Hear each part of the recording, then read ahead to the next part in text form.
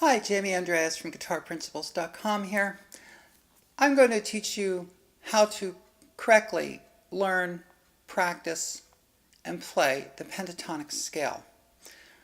The reason I want to do this is because I so often see guitar students learning this scale off of tabs on the internet, and there are many things that are really wrong with it and many reasons why it's not going to really translate into your playing, because it's usually taught in a way that is different than it is used in playing. Here's what I mean. You'll very often see this fingering for the scale, where you go 1-4, then you go 1-3, use your 1-3, and then you go 1-4, and you go 1-4 there, because that's the spacing of the frets. But that's not how the scale is used in playing, and you could practice that for the rest of your life like that and still not be able to use it for playing. Because the way the scale is used is that it comes up like this, and this note here is a bending note. So it should be done with the third finger as a reach out, a slant with the third finger. Okay, because that's how all the licks are done. So these notes right here should be done with 3 reaching out. Now, I want to give you some more information about how to really go about learning this.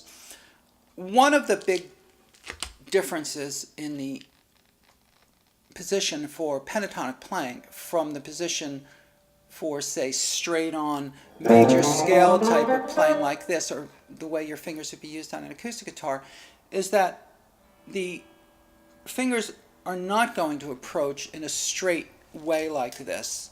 Okay, even though this is essential for overall hand development, and often essential in rock playing too, but not when it's based off the pentatonic scale. When it's based off the pentatonic scale, we want pretty much the opposite of this. Here we emphasize no touching there as we come along and we go along the neck like that. But in pentatonic based playing, we want to have contact here. In fact, you should start with contact.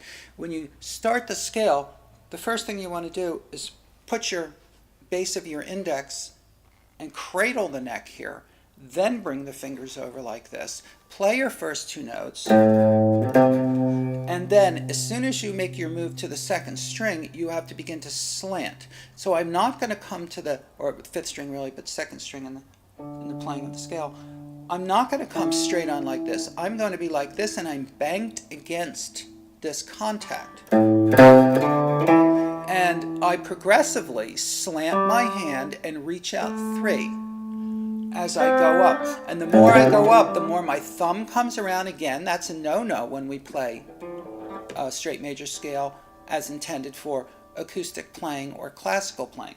But in pentatonic-based electric playing, we want to progressively have the thumb come over, because that thumb is a very important part of bending and vibrato technique.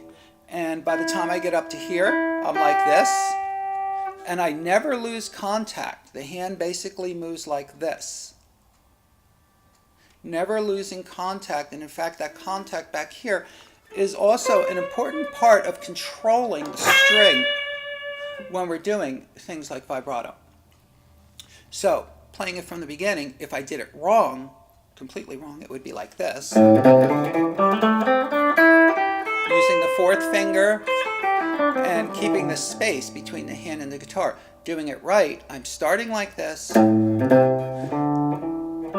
thumb's coming around, I'm slanting, I'm keeping the contact at the base of the index, and then as I come back down, I kind of, so it's zoop, zoop, like that. Learn the essentials of rock guitar the way they should be learned. The Guitar Principles Rock and Blues Foundation course. Get it now at GuitarPrinciples.com.